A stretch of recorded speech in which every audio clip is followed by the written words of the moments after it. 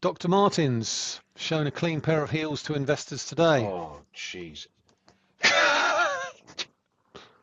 You Oh, thought I I'm was going going to to have put to in, give you the boot, aren't I?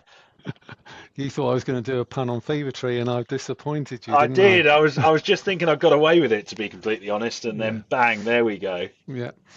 10% fall in revenue on their full year numbers and a sharp fall in profits, but none of this was unexpected. It was pretty Mm, much in line with expectations. I think markets are reacting to the fact that their profit guidance for 2026 has stayed between 54 million and 74 million pounds, which is a sizable improvement on obviously the numbers that we saw today. 34.1 million pound profit before tax, and they didn't see any impact from tariffs as a result yep. of uh, the in the context of their outlook, because all of their stock was already in the US.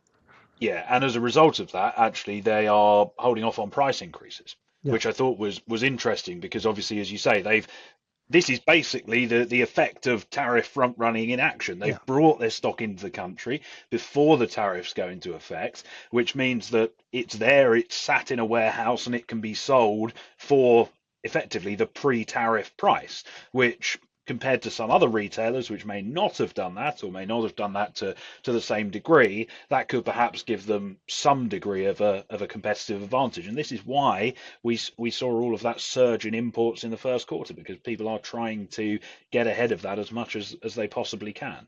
And it's reflected in the share price today, up 26%, maintain their margins, maintain their profitability. So certainly it looks as if markets are more optimistic, or investors are more optimistic about Dr. Martens than they were back in March when the shares were around about 45p.